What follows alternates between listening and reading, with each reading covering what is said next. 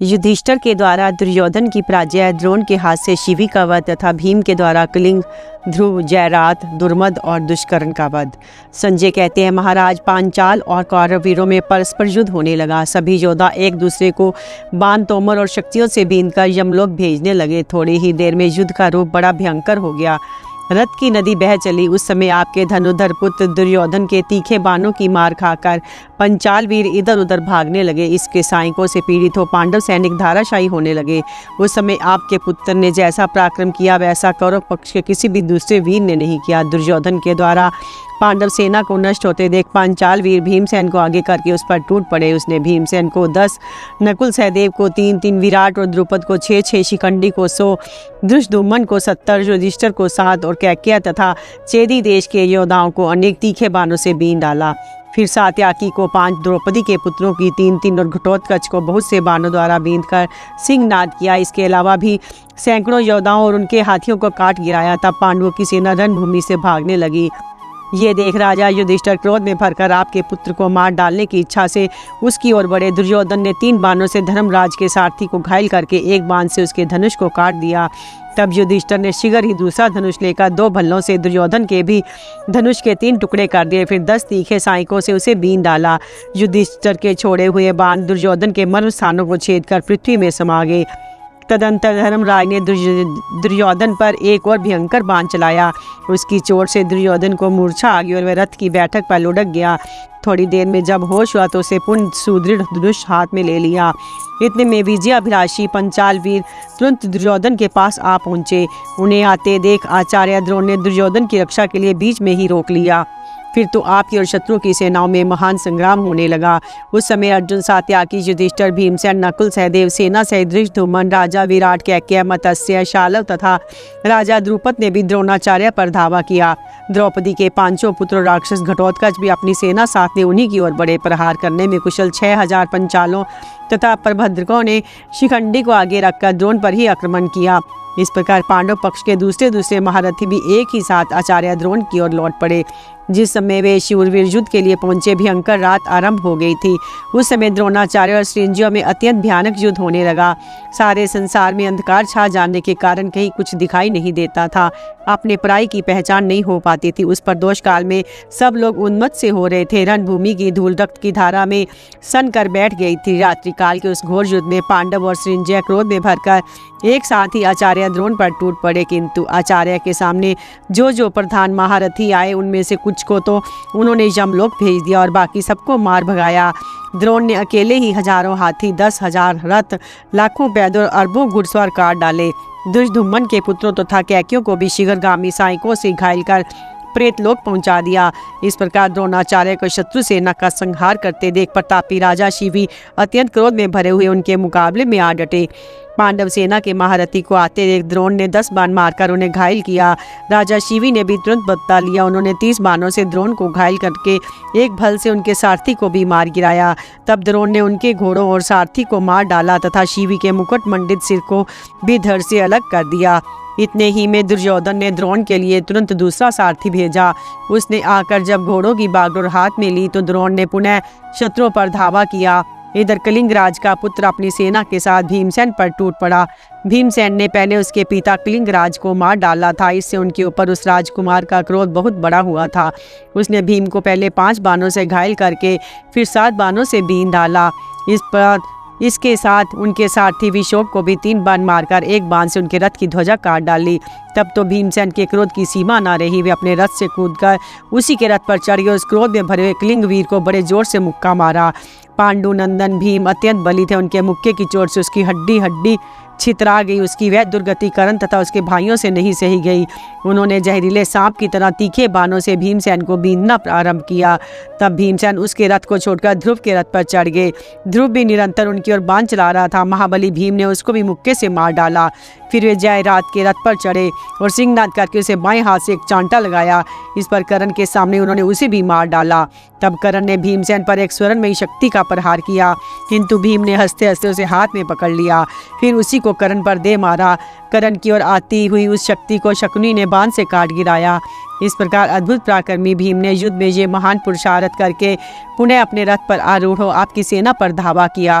क्रोध में भरे हुए यमराज की भांति भीम को आते देख आपके पुत्रों ने बाण मारकर आगे बढ़ने से रोक दिया और बाण वर्षा से उन्हें आच्छादित कर दिया।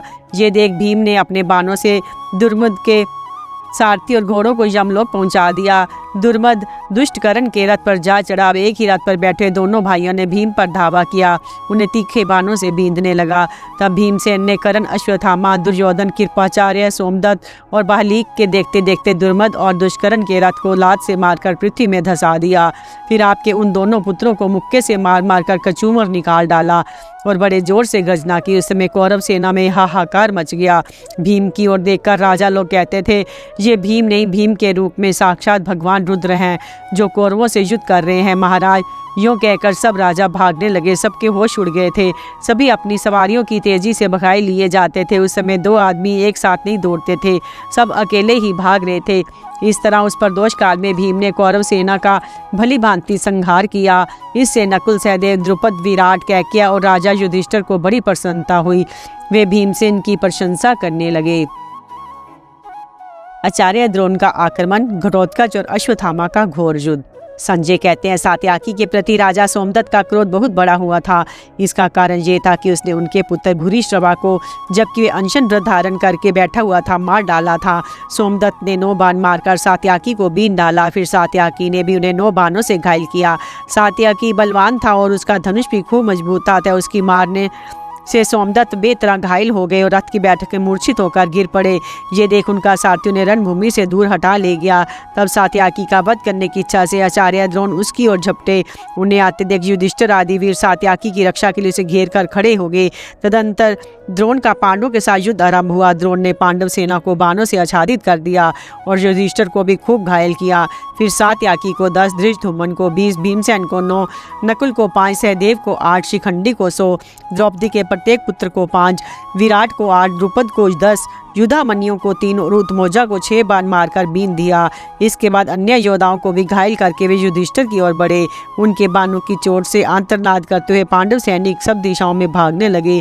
जो जो वीर आचार्य के सामने आ जाता उसका मस्तक काटकर उनके बाण पृथ्वी में समा जाते थे। इस प्रकार द्रोण के बाणों से आहत हुई पांडव सेना अर्जुन के देखते देखते भयभीत होकर भाग चली। ये देखकर अर्जुन ने श्री कृष्ण से कहा, गोविंद, अब आप आचार्य के रथ की ओर चलिए। तब भगवान ने घोड़ों को द्रोण के रथ की ओर हाँका। भीमसेन ने भी अपने सारथी विशोक को आज्ञा दी कि मुझे द्रोण के रथ के पास ले चलो। उनकी आज्ञा पाकर विशोक ने भी अर्जुन के पीछे अपना रथ बढ़ाया। उन दोनों भाइयों को तैयार होकर द्रोण सेना की ओर आते देख पंचाल, सृंजय, मत्स्य, चेदी, कारुष, कौशल और कैकेयी महारथियों ने उनका साथ दिया। महाराज, तदंतर वहाँ रोंगटे खड़े कर देने वाला घोर संग्राम छिड़ गया। अर्जुन और भीम ने अपने साथी दाथियों के भारी समूह को लेकर आपकी सेना के दक्षिण उत्तर भाग में घेरा डाल दिया। उन दोनों वीरों को वहां उपस्थित देख सात्यकी और धृष्टद्युम्न भी आ गए। भूरिश्रवा के वध से अश्वत्थामा बहुत चिढ़ा हुआ था। उसने सात्यकी को आते देख उसे मार डालने का निश्चय करके उस पर धावा किया। ये देख भीमसेन के पुत्र घटोत्कच ने क्रोध में भरकर अपने शत्रु को रोका। घटोत्कच का रथ लोहे का बना हुआ था, उसमें 8 पहिए थे। वह बहुत बड़ा और भयंकर था। उसमें बैठकर वह अश्वत्थामा की ओर चला। एक अक्षौणी राक्षसी सेना उसे चारों ओर से घेरे हुए थी। किसी के हाथ में त्रिशूल था तो किसी के हाथ में मुग्दर, कोई पत्थर की चट्टान हाथ में लिए था, कोई वृक्ष। घटोत्कच परले काल के दंडधारी यमराज की भांति जान पड़ता था। उसके हाथ में उठाए हुए महान धनुष को देखकर राजा लोग भय से व्याकुल हो उठे। वह भीम का राक्षस पर्वत के समान ऊंचा था। बड़ी बड़ी दाढ़ों के कारण उसका मुख विकराल तथा भयंकर दिखाई पड़ता था। कान खूंटे के समान, ठोडी बहुत बड़ी, बाल ऊपर की ओर उठे हुए, आंखें भयावनी, मुंह पर चमक, पेट धसा हुआ, यही उसका हुलिया था। गले का छेद ऐसा था मानो कोई बहुत बड़ा गड्ढा हो। सिर के बाल मुकुट से ढके हुए थे। वह मुंह बांधकर खड़े हुए यमराज के समान संपूर्ण प्राणियों की त्रास पहुंचा रहा था। शत्रु उसे देखते ही व्याकुल हो जाते थे। राक्षस राज घटोत्कच को हाथ में धनुष लिए आते देख दुर्योधन की सेना में हलचल मच गई। सबके सब भय से व्याकुल हो उठे। उस राक्षस के सिंहनाद से अत्यंत भयभीत हो हाथी मल मूत्र त्याग करने लगे। मनुष्यों को व्यथा होने लगी। फिर तो वहां चारों ओर से पत्थरों की वर्षा आरंभ हो गई। रात्रि होने से उस समय राक्षसों का बल बहुत बड़ा हुआ था। उनके चलाए हुए लोहे के चक्र, भुषुंडी, प्रास, तोमर, शूल, शतधनी और पट्टिश आदि अस्त्र शस्त्र वहां बरस रहे थे। बड़ा ही भयंकर संग्राम छिड़ा था। उसे देखकर कौरव पक्ष के राजाओं, आपके पुत्रों तथा कर्ण को भी बहुत कष्ट हुआ। वे सब दिशाओं की ओर भागने लगे। उस समय एकमात्र अभिमानी वीर अश्वत्थामा ही विचलित न होकर अपनी जगह पर डटा रहा। उसने घटोत्कच की रची हुई माया अपने बाणों से नष्ट कर दी। माया का नाश होने पर घटोत्कच के क्रोध की सीमा न रही। उसने भयंकर बाणों का प्रहार किया। वे सभी बाण अश्वत्थामा के शरीर में घुस गए। तब अश्वत्थामा ने भी क्रोध में भरकर घटोत्कच को 10 बाणों से बीन डाला। इससे उसके मर्म स्थानों में बड़ी चोट पहुंची। अत्यंत पीड़ित होकर उसने लाख अरों वाला एक चक्र हाथ में लिया, जिसके किनारे की ओर छुरे लगे हुए थे। वह चक्र अश्वत्थामा को लक्ष्य करके उसने चलाया, परंतु अश्वत्थामा ने बाण मारकर चक्र के टुकड़े टुकड़े कर दिए। वह व्यर्थ होकर पृथ्वी पर गिर पड़ा। ये देख घटोत्कच ने अपने बाणों की वर्षा से अश्वत्थामा को आच्छादित कर दिया। इतने ही में घटोत्कच का पुत्र अंजन वर्मा परवा वहां आ पहुंचा। उसने अश्वत्थामा को ऐसे रोक लिया जैसे आंधी के वेग को पर्वत रोक देता है। तब अश्वत्थामा ने एक बाण से अंजन परवा को ध्वजा, 2 से रथ के दोनों सारथी, 3 से त्रिवेणुक, 1 से धनुष और 4 से 4 घोड़ों मार गिराए। रथहीन हो जाने पर उसने तलवार उठाई, किंतु द्रोण कुमार ने तीखे तीर से उसके भी 2 टुकड़े कर दिए। तब अंजन परवा ने गदा घुमाकर चलाई, किंतु द्रोण कुमार ने उसे भी बाणों से मारकर गिरा दिया। फिर तो वह परले-कालीन मेघ के समान गर्जना करता हुआ कूदकर आकाश में चला गया और वहां से वृक्षों की वर्षा करने लगा। ये देख अश्वत्थामा उस मायावी को बाणों से बींधने लगा। तब वह नीचे उतरकर पुनः दूसरे रथ पर जा बैठा। इसी समय अश्वत्थामा ने अंजनी परवा को मार डाला।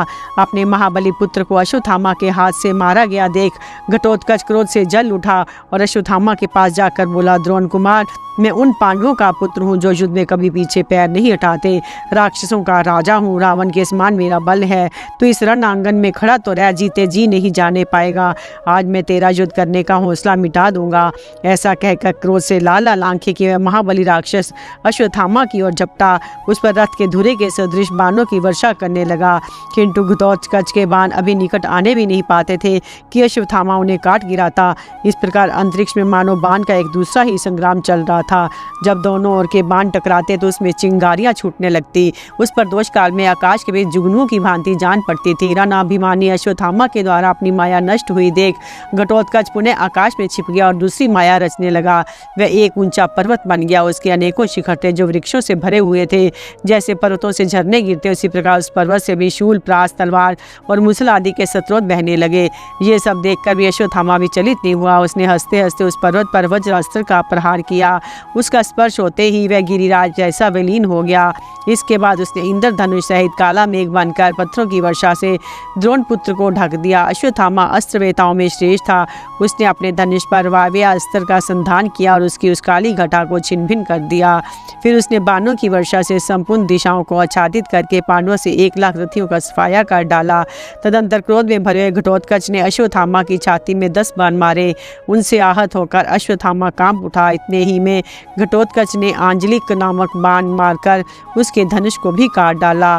तब अश्वत्थामा ने दूसरा मजबूत धनुष हाथ में ले लिया और घटोत्कच पर तीखे बाणों की वर्षा आरंभ कर दी।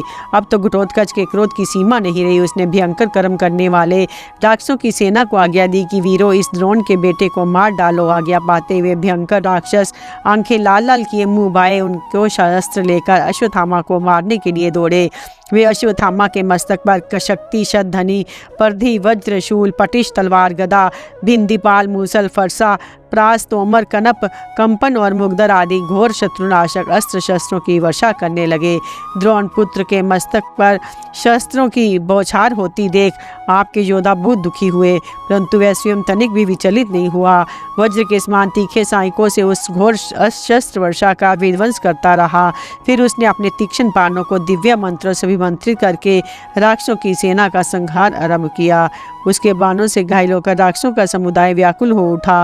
अश्वत्थामा को मार पड़ने से सब के सब क्रोध में भरकर उसके ऊपर टूट पड़े। उस समय अश्वत्थामा ने ऐसा अद्भुत पराक्रम दिखाया जो दूसरों के लिए नहीं हो सकता था। उसने राक्षस राज घटोत्कच के देखते देखते अपने प्रज्वलित बाणों से उसकी सेना को भस्मात कर दिया। तब क्रोध में भरे हुए घटोत्कच ने दांतों से अपनी होठ चबाकर ताली बजाई और सिंहनाद करके 8 घंटियों वाली एक भयानक अशानी अश्वत्थामा के ऊपर छोड़ी, किंतु उसने कूदकर वह अशानी हाथ में ले पकड़ ली और पुनः उसे घटोत्कच पर ही चला दी। घटोत्कच कूदकर रथ से अलग हो गया। वह भयंकर अशानी उसके घोड़े, सारथी, ध्वजा तथा रथ को भस्म करके पृथ्वी में समा गई। अश्वत्थामा का वह पराक्रम देख सब योद्धा उसकी प्रशंसा करने लगे। अपना रथ नष्ट हो जाने से घटोत्कच धृष्टद्युम्न के रथ पर जा बैठा। एक भयानक धनुष हाथ में ले अश्वत्थामा की छाती पर तीखे बाणों से प्रहार करने लगा। इसी प्रकार धृष्टद्युम्न भी निर्भीक होकर द्रोण पुत्र के हृदय में तीखे बाणों से चोट पहुंचाने लगा। इधर से अश्वत्थामा भी उन पर हजारों बाणों की वर्षा करने लगा और वे दोनों अपने अस्त्रों से उसके बाणों को काटने लगे। इस प्रकार उनमें बड़ी तेजी के साथ अत्यंत भयानक युद्ध छिड़ा हुआ था। उस समय अश्वत्थामा ने वहाँ अत्यंत अद्भुत पराक्रम प्रकट किया जो दूसरों के लिए सर्वदा असंभव था। उसके पलक मारते ही घोड़े, सारथी, रथ और हाथियों सहित राक्षसों की एक अक्षौणी सेना का सफाया हो कर डाला। भीमसेन, घटोत्कच, नकुल, सहदेव, युधिष्ठिर, अर्जुन और श्री कृष्ण भी देखते ही रह गए। उसके बाणों की चोट खाकर हाथी श्रृंगहीन पर्वत के समान पृथ्वी पर बहरा पड़ता था। उसने अपने नाराजों से पांडवों को बींधकर द्रुपद कुमार सूरत को मार डाला। फिर द्रुपद के छोटे भाई शत्रुंजय का काम तमाम किया। इसके बाद बलानीक जियाशव के प्राण लिए। फिर श्रुताहव को यमलोक भेज दिया। तदंतर 3 बाणों से हेममाली, पृषभ और चंद्रसेन का वध किया। तत्पश्चात कुंती भोज के 10 पुत्रों को 10 बाणों से यमलोक को अतिथि बनाया। इसके बाद उसने यमदंड के समान घोर बाण धनुष पर चढ़ाया और घटोत्कच की छाती में प्रहार किया। वे महान बाण उसकी छाती छेद कर पृथ्वी में समा गया। घटोत्कच मूर्छित होकर भूमि पर गिर पड़ा। उसे मरकर गिरा हुआ समझकर धृष्टद्युम्न अश्वत्थामा के पास से अपना रथ दूर हटा ले गया। युधिष्ठिर की सेना के राजा लोग भाग चले। वीरवर अश्वत्थामा पांडव सेना को परास्त कर सिंह के समान गर्जना करने लगा। उस समय अन्य सब लोगों ने तथा आपके पुत्रों ने भी द्रोण कुमार का विशेष सम्मान किया। सिद्ध, गंधर्व, पिशाच, नाग, सुपर्ण, पितृ, पक्षी, राक्षस, भूत, अप्सरा तथा देवता लोग भी अश्वत्थामा की प्रशंसा करने लगे। बालीक और धृतराष्ट्र के 10 पुत्रों का व युधिष्ठिर का पराक्रम, कर्ण तथा कृप में विवाद और अश्वत्थामा का कोप। संजय कहते हैं, महाराज अश्वत्थामा ने राजा कुंती भोज के 10 पुत्रों तथा हजारों राक्षसों का संहार कर दिया। ये देखकर युधिष्ठिर, भीमसेन, धृष्टद्युम्न और सात्याकी ने पुनः युद्ध में ही मन लगाया। संग्राम में सात्याकी पर दृष्टि पड़ते ही सोमदत्त पुनः आग बबूला हो गए। उन्होंने बड़ी भारी बाण वर्षा करके सात्याकी को आच्छादित कर दिया। फिर दोनों पक्षों में बड़ा भयंकर युद्ध होने लगा। सोमदत्त को निकट आया देख सात्याकी रक्षा के लिए भीमसेन ने उन्हें 10 बाण मारकर घायल कर दिया। सोमदत्त ने भी उन्हें 100 बाणों से बीन डाला। ये देख सात्याकी क्रोध में भर गया और वज्र के समान तीक्ष्ण 10 बाणों से सोमदत्त को घायल किया। तदंतर भीमसेन ने सात्याकी का पक्ष लेकर सोमदत्त के मस्तक पर एक भयंकर परिधि का प्रहार किया। साथ ही सात्याकी भी अग्नि के समान तेजस्वी बाण उनकी छाती पर मारा। परिधि और बाण दोनों एक ही साथ सोमदत्त को लगे। इससे मूर्छित होकर गिर पड़े। पुत्र के मूर्छित होने पर बालीक ने दावा किया कि वह वर्षाकालीन मेघ के समान बाणों की वर्षा करने लगा। भीम ने पुनः सात्याकी का पक्ष ग्रहण किया और 9 बाणों से बालीक को बीन डाला। तब प्रतापी नंदन ने कुपित होकर भीम की छाती में शक्ति का प्रहार किया। उसकी चोट से भीमसेन कांप उठे और बेहोश हो गए। फिर थोड़ी ही देर में चेत होने पर पांडुनंदन भीम ने उन पर गदा छोड़ी। उसके आघात से बालीक का सिर धड़ से अलग हो गया। वे वज्र से आहत हुए पृथ्वी की पर्वत की भांति पृथ्वी पर गिर पड़े। बालीक के मारे जाने पर आपके नागदा, दृढ़रथ, महाबाहु, अयोभुज, दृढ़ सुहस्त, वीर्ज, परमाथी, उग्र और अनुयायी 10 पुत्र अपने बाणों से भीमसेन को पीड़ित करने लगते। उन्हें देखते भीमसेन क्रोध से जल उठे और एक एक के मर्म स्थान में बाण मारने लगे। उनकी करारी चोट से आपके पुत्रों के प्राण पखेरु उड़ गए और वे तेजहीन होकर रथों से पृथ्वी पर गिर पड़े। इसके बाद वीरवर भीम ने आपके सालों के 7 महारथियों को मार डाला और नाराजों से महारथी शतचंद्र को भी मौत के घाट उतारा। उन्हें मारा गया देख शकुनी के भाई गवाक्ष, शरभ, विभु, सुभग और भानुदत्त ये 5 महारथी दौड़े आए और भीमसेन पर बाणों की वर्षा करने लगे। उनसे पीड़ित होकर भीमसेन ने 5 बाण चलाए, उन 5 को मार डाला। उन वीरों को मृत्यु के मुख में पड़ा देख कौरव पक्ष के राजा विचलित हो गए। इधर युधिष्ठिर ने भी आपकी सेना का संहार आरंभ किया। उन्होंने कुपित होकर अम्बष्ठ, मालव, त्रिगर्त और शिवी देश के योद्धाओं को यमलोक भेज दिया। इतना ही नहीं, राजा युधिष्ठिर ने अभिषा, शूरसेन, बालीक तथा बसाती वीरों का भी वध करके इस पृथ्वी को खून की धारा से पंगिल बना दिया। उन्होंने अपने बाणों से मद्र देशीय यादवों को भी प्रेतलोक का अतिथि बनाया। तब आपके पुत्र ने आचार्य द्रोण को युधिष्ठिर की ओर प्रेरित किया। आचार्य ने अत्यंत क्रोध में भरकर वायव्य अस्त्र का प्रयोग किया, किंतु धर्मराज ने उसे वैसे ही दिव्य अस्त्र से काट दिया। तब तो द्रोण के कोप की सीमा न रही। उन्होंने युधिष्ठिर पर वारुण, जाम्य, आग्नेय, त्वाष्ट्र और सावित्र आदि अस्त्रों का प्रयोग किया, किंतु इससे तनिक भयभीत नहीं हुए। उन्होंने भी दिव्य अस्त्रों का प्रयोग कर उन सभी अस्त्रों को निष्फल कर दिया। तब द्रोण ने इंद्र और प्रजापत्य अस्त्रों का प्रकट किया। ये देख युधिष्ठिर ने महेंद्र अस्त्र प्रकट करके उन अस्त्रों का नाश कर दिया। इस प्रकार जब द्रोणाचार्य के अस्त्र लगातार नष्ट होने लगे तो उन्होंने कुपित होकर युधिष्ठिर का वध करने के लिए ब्रह्मास्त्र का प्रयोग किया। उस समय चारों ओर घोर अंधकार छा गया था। ब्रह्मास्त्र के भेद से संपूर्ण प्राणी थर्रा उठे थे। उस ब्रह्मास्त्र को प्रकट हुआ देख युधिष्ठिर ने ब्रह्मास्त्र से ही उसे शांत कर दिया। तब द्रोणाचार्य धर्मराज को छोड़कर क्रोध से लाल आंखें किए चले गए और वाव्य अस्त्र से द्रुपद की सेना का संहार करने लगे। उनके भय से पांचाल देशीय वीर भाग चले। इसी समय अर्जुन और भीमसेन रथियों की बड़ी भारी सेना लेकर द्रोण के पास आए। अर्जुन ने दक्षिण की ओर से, भीम ने उत्तर की ओर से द्रोण की सेना पर घेरा डाल दिया। फिर वे दोनों भाई उन पर बाणों की बौछार करने लगे। फिर तो वहाँ कैकेय, सृंजय, पंचाल, मत्स्य और सात्वत वीर भी आ पहुंचे। अर्जुन ने कौरव सेना का संहार आरंभ किया। एक तो घोर अंधकार में कुछ सूझता नहीं था, दूसरे सबको नींद सता रही थी, इसलिए आपकी वाहिनी का बेतना विध्वंस होने लगा।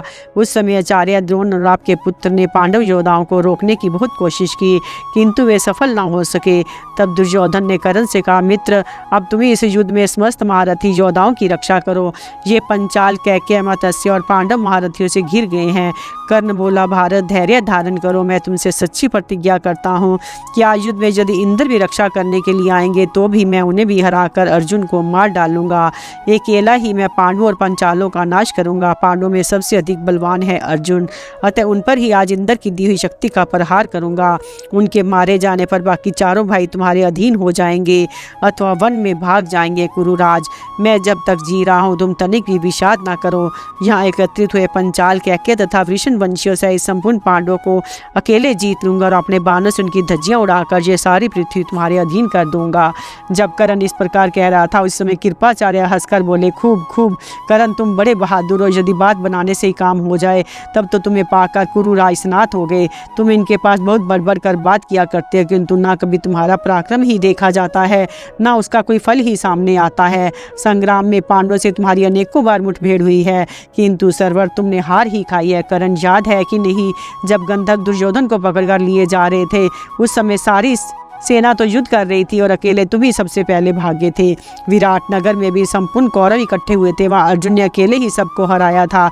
तुम भी अपने भाइयों के साथ परास्त हुए थे। अकेले अर्जुन का सामना करने की तो तुम में शक्ति ही नहीं है। फिर श्री कृष्ण से संपूर्ण पांडवों को जीतने का साहस कैसे करते हो? भाई चुपचाप युद्ध करो, तुम डींग बहुत हाँकते हो। बिना कहे ही पराक्रम दिखाया जाए, यही सत्पुरुषों का व्रत है। जब तक अर्जुन के बाण तुम्हारे ऊपर नहीं पड़ रहे हैं तभी तो गरज रहे हो। जब उनके बाणों से घायल होवोगे तो सारी गर्जना भूल जाएगी। क्षत्रिय बाहुबल में शूर होते हैं, ब्राह्मण वाणी में शूर होते हैं। अर्जुन धनुष चलाने में शूर है, किंतु कर्ण तो मनसूबे बांधने में ही शूर है। जिन्होंने अपने पराक्रम से भगवान शंकर को संतुष्ट किया उन अर्जुन को भला कौन मार सकता है? कृपाचार्य की ये बात सुनकर कर्ण ने रुष्ट होकर कहा, वर्षा काल के मेघ के समान शूरवीर सदा ही गर्जना करते रहते हैं और पृथ्वी में बोए हुए बीज की भांति वे शीघ्र ही फल भी दे देते हैं। बाबा जी, यदि मैं गर्जता हूँ तो आपका क्या नुकसान होता है? देखिएगा मेरी गर्जना का फल, जबकि मैं कृष्ण और सात्याकी के साथ संपूर्ण पांडवों का वध करके पृथ्वी का अकंटक राजा दुर्योधन को दे डालूंगा। कृपाचार्य बोले, सूत पुत्र, मुझे तुम्हारे इस मंसूबे बांधने पर लाभ करने पर विश्वास नहीं है। तुम तो श्री कृष्ण, अर्जुन, धर्मराज, युधिष्ठिर को सदा ही कोसते रहते हो, परंतु विजय उसी पक्ष की निश्चित है यहाँ युद्ध कौशल श्री कृष्ण और अर्जुन है। यदि देवता, गंधर्व, यक्ष, मनुष्य, सर्प और राक्षस भी कवच धारण करके युद्ध करने आवे तो उन दोनों को नहीं जीत सकते। धर्मपुत्र युधिष्ठिर ब्राह्मण भक्त, सत्यवादी, जितेंद्रिय, गुरु और देवताओं का सम्मान करने वाले, सदा धर्मपरायण, अस्त्र विद्या में विशेष कुशल, धैर्यवान और कृतज्ञ हैं। इनके भाई भी बलवान हैं और अस्त्र विद्या में परिश्रम किए हुए हैं। वे सभी बुद्धिमान, धर्मात्मा और यशस्वी हैं तथा उनके संबंधी भी इंद्र के समान पराक्रमी और उनके प्रति प्रेम रखने वाले हैं। अतः पांडवों का कभी नाश नहीं हो सकता। भीमसेन तथा अर्जुन यदि चाहें तो अपने अस्त्र बल से देवता, असुर, मनुष्य, यक्ष, राक्षस, भूत और नाग गणों से युक्त संपूर्ण जगत का विनाश कर सकते हैं। युधिष्ठिर भी यदि रोष भरी दृष्टि से देखें तो इस भूमंडल को भस्म कर सकते हैं। जिनके बल की कोई सीमा नहीं है तो वे भगवान श्री कृष्ण भी जिनके लिए कवच धारण करके तैयार हैं, उन शत्रुओं को जीतने का साहस तुम कैसे कर रहे हो? ये सुनकर कर्ण ने हंसकर कहा, बाबा तुमने पांडवों के विषय में जो कुछ कहा है वह सब सच है। इतना ही नहीं, और भी बहुत से गुण पांडवों में हैं। ये भी ठीक है कि उन्हें इंद्र आदि देवता, दैत्य, यक्ष, गंधर्व, पिशाच, नाग और राक्षस भी नहीं जीत सकते, तो भी मैं उन पर विजय पाऊंगा। मुझे इंद्र ने एक अमोघ शक्ति दे रखी है, इसके द्वारा मैं युद्ध में अर्जुन को मार डालूंगा। उनके मरने पर उनके सहोदर भाई किसी तरह पृथ्वी का राज्य नहीं भोग सकते। उन सब का नाश हो जाने पर समुद्र से ये सारी पृथ्वी अनायास ही कुरुराज के वश में हो जाएगी। तुम तो स्वयं बूढ़े होने के कारण युद्ध करने में असमर्थ हो, साथ ही पांडवों पर तुम्हारा स्नेह है, इसलिए मोहवश मेरा अपमान कर रहे हो। किंतु याद रखो, यदि विषय में फिर कोई अप्रिय बात मुँह से निकालोगे तो तलवार से तुम्हारी जीभ काट डालूंगा। दुर्बुद्धि ब्राह्मण, तुम कौरवों को डराने के लिए पांडवों की स्तुति करना चाहते हो। मैं तो पांडवों का कोई विशेष प्रभाव नहीं देखता। दोनों ही पक्ष की सेनाओं का समान रूप से संहार हो रहा है। द्विजाधम, जिन्हें तुम विशेष बलवान समझते हो, उनके साथ मैं पूरी शक्ति लगाकर युद्ध करूंगा। विजय तो प्रारब्ध के अधीन है। सूत पुत्र कर्ण को अपने मामा के प्रति कठोर भाषण करते देख अश्वत्थामा हाथ में तलवार ले बड़े वेग से कर्ण की ओर झपटा। दुर्योधन के देखते देखते वह कर्ण के पास आ पहुंचा और अत्यंत क्रोध में भरकर बोला, अरे नीच, मेरे मामा शूरवीर हैं और ये अर्जुन के सच्चे गुणों का कीर्तन कर रहे हैं, तो भी तू अर्जुन से द्वेष होने के कारण इनका तिरस्कार कर रहा है। तू अपनी ही शूरता की डींग हांका करता है, किंतु जब तुझे हराकर अर्जुन तेरे देखते देखते जयद्रथ का वध किया, उसमें कहाँ था तेरा पराक्रम और कहाँ गए थे तेरे अस्त्र शस्त्र, जिन्होंने युद्ध में साक्षात महादेव जी को संतुष्ट किया। उन्हें जीतने को तो व्यर्थ ही मंसूबे बांधा करता है। श्री कृष्ण के साथ रहते अर्जुन को इंद्र आदि देवता, असुर भी नहीं हरा सकते, फिर तू कैसे जीत सकता है? नराधम, खड़ा रहे, अभी तेरा सिर धड़ से लग करता हूँ। ये कहकर वह बड़े वेग से कर्ण की ओर बढ़ा, किंतु स्वयं राजा दुर्योधन और कृपाचार्य ने उसे पकड़कर रोक लिया। कर्ण कहने लगा, ये दुर्बुद्धि नीच ब्राह्मण अपने को बड़ा शूर और लड़ाका समझता है। कुरुराज, तुम रोको मत, छोड़ दो, जरा इसे अपने पराक्रम का भी मजा चखा दो। अश्वत्थामा ने कहा, मूर्ख सूत पुत्र, तेरा ये अपराध हम तो सह लेते हैं, किंतु अर्जुन तेरे इस बड़े हुए घमंड का अवश्य नाश करेगा। दुर्योधन बोला, भाई अश्वत्थामा शांत हो जाओ, तुम तो दूसरों को सम्मान देने वाले हो, इस अपराध को क्षमा करो। तुम्हें कर्ण पर किसी तरह क्रोध नहीं करना चाहिए। विप्रवर, मैंने तो तुम पर और कर्ण, कृप, द्रोण, शल्य तथा शकुनि पर ही इस महान कार्य का भार दे रखा है। इस प्रकार राजा के मनाने से अश्वत्थामा का क्रोध शांत हो गया। कृपाचार्य का स्वभाव भी बड़ा कोमल था। वे शीघ्र ही सदय होकर बोले, सूत पुत्र, हम तो तेरे अपराध को क्षमा कर देते हैं, परंतु तेरे बड़े हुए घमंड का अर्जुन अवश्य नाश करेगा। अर्जुन के द्वारा कर्ण की पराजय और अश्वत्थामा का दुर्योधन के साथ संवाद तथा पंचालों के साथ घोर युद्ध। तदंतर पांडव और पंचाल वीर कर्ण की निंदा करते हुए चारों ओर से एक साथ वहां पहुंचे। जब कर्ण पर उनकी दृष्टि पड़ी तो उच्च स्वर से गर्जना करते हुए बोले, ये पांडवों का कट्टर दुश्मन है, सदा का पापी है, यही सारे अनर्थों की जड़ है, क्योंकि ये दुर्योधन की हाँ में हाँ मिलाया करता है, मार डालो इसे। ऐसा कहते सभी क्षत्रिय वीर कर्ण का वध करने के लिए उसके ऊपर टूट पड़े और बाणों की बड़ी भारी वर्षा करके उसे आच्छादित करने लगे। उन सब महारथियों को अपने ऊपर धावा करते देख महाबली कर्ण ने साइकों की मार से पांडव सेना को आगे बढ़ने से रोक दिया। उस समय हम सब लोगों ने कर्ण की अद्भुत फुर्ती देखी। महारथी कर्ण ने राजाओं के बाण समूह का निवारण करके उनके रथों और घोड़ों पर अपने नाम वाले बाणों का प्रहार किया। उससे व्याकुल होकर वे इधर उधर भागने लगे। कर्ण के साइकों से आहत होकर झुंड के झुंड घोड़े, हाथी, रथी और मरते दिखाई देते थे। कर्ण की उस फुर्ती को महाबली अर्जुन नहीं सह सके। उन्होंने उसके ऊपर 300 तीखे बाण मारे, फिर उसके बाएं हाथ को एक बाण से बीन डाला, इससे उसके हाथ का धनुष छूटकर गिर गया। किंतु आधे ही निमेष में उसने पुनः वह धनुष उठा लिया और अर्जुन को बाण समूह से ढक दिया। किंतु अर्जुन ने हंसते हंसते उस बाण वर्षा का संहार कर डाला। वे दोनों एक दूसरे से भिड़कर परस्पर साइकों की वृष्टि करने लगे। इतने ही में अर्जुन ने कर्ण का पराक्रम देखकर बड़ी शीघ्रता से उसके धनुष को बीच में ही काट डाला, फिर 4 भल मारकर उसके चारों घोड़ों को यमलोक भेज दिया। इसके बाद सारथी का भी सिर उतार लिया। तत्पश्चात 4 बाणों से उसके शीर को बीन डाला। उन बाणों से कर्ण को बड़ी पीड़ा हुई। वह अपने अश्वहीन रथ से कूदकर कृपाचार्य के रथ पर चढ़ गया। उस समय उसके सब अंगों में बाण धसे हुए थे, इसलिए कंटकों से भरी हुई शाही के समान जान पड़ता था। कर्ण को परास्त हुआ देख आपके योद्धा धनंजय के बाणों से शत विशत हो सब दिशाओं में भाग चले। उन्हें भागते देख दुर्योधन सांत्वना देते हुए लौटाने लगे। उसने कहा, शूरवीरों, तुम लोग श्रेष्ठ क्षत्रिय हो, तुम्हारे लिए भागना शोभा की बात नहीं है। ये देखो, मैं स्वयं अर्जुन का वध करने के लिए चल रहा हूँ। पंचालों और सोमकों के साथ अर्जुन को मैं स्वयं ही मारूंगा। मारूंगा। ऐसा कहकर क्रोध में भरा हुआ दुर्योधन बहुत बड़ी सेना के साथ अर्जुन की ओर बढ़ा। ये देख कृपाचार्य ने अश्वत्थामा के पास आकर कहा, आज ये राजा दुर्योधन अमर्ष में भरा हुआ है, क्रोध से अपनी विचार शक्ति खो बैठा है। जैसे पतंगे जलने के लिए ही दीपक के पास जाते हैं, उसी प्रकार अपना सर्वनाश करने के लिए ये अर्जुन से लड़ना चाहता है। हम लोगों के सामने ही पार से बिटकर ये अपना प्राण खो बैठे, इसके पहले ही तुम जाकर इसे रोक लो। अपने मामा की इस प्रकार कहने पर अश्वत्थामा दुर्योधन के पास जाकर बोला, गंधारी नंदन, मैं तुम्हारा हितैषी हूँ, मेरे जीते जी मेरी अवहेलना करके तुम अकेले युद्ध नहीं करना चाहिए। तुम अर्जुन को जीतने के विषय में संदेह ना करो, चुपचाप खड़े रहो, मैं जाकर अर्जुन को रोकता हूँ। दुर्योधन बोला, विप्रवर, आचार्य तो अपने पुत्र की भांति पांडवों की रक्षा करते हैं और तुम भी सदा उनकी ओर से लापरवाही दिखाते हो। मैं नहीं जानता तुम्हारा पराक्रम क्यों मंद हो गया है, शायद मेरा दुर्भाग्य हो अथवा या तुम धर्मराज या द्रौपदी का प्रिय करना चाहते होंगे। अश्वत्थामा, मुझ पर प्रसन्न हो जाओ और मेरे दुश्मनों का नाश करो। तुम पंचालों और सोमकों को उनके अनुचरों सहित मार डालो, इनके बाद जो बाकी रह जाएंगे उन्हें तुम्हारे संरक्षण में रहकर मैं स्वयं मौत के घाट उतारूंगा। पहले पंचालों, सोमकों और कैकियों को जरूर रोको, क्योंकि ये लोग अर्जुन से सुरक्षित होकर मेरी सेना का सफाया किए डालते हैं। पहले करो या पीछे, ये काम तुम्हारे किए ही हो सकता है। अतः पंचालों को तुम उनके सेवकों सहित मार डालो, तुम इस जगत को पंचाल रहित कर दोगे। ऐसा सिद्ध पुरुषों ने कहा है, ये बात कभी मिथ्या नहीं हो सकती। इंद्र सहित देवता भी तुम्हारे बाणों का प्रहार नहीं सह सकते, फिर पांडु और पंचालों की तो बात ही क्या है। वीरवर, देखो ये मेरी सेना अर्जुन के बाणों से पीड़ित होकर भाग रही है, अतः शीघ्र ही जाओ जाओ, देर नहीं होनी चाहिए। दुर्योधन के ऐसा कहने पर अश्वत्थामा ने इस प्रकार उत्तर दिया, महाबाहो, तुमने जो कुछ कहा है सब ठीक है। मुझे और मेरे पिताजी को पांडव बड़े प्यारे हैं साथ तथा वे भी हम दोनों पर प्रेम रखते हैं, किंतु ये बात युद्ध के समय लागू नहीं होती। उस समय तो हम लोग प्राणों का मोह छोड़कर निडर होकर पूरी शक्ति से युद्ध करते हैं, किंतु तुम तो महान लोभी और कपटी हो, सब पर संदेह करना तुम्हारा स्वभाव हो गया है, अपने ही घमंड में फूले रहते हो। यही कारण है कि हम लोगों पर तुम्हारा विश्वास नहीं होता।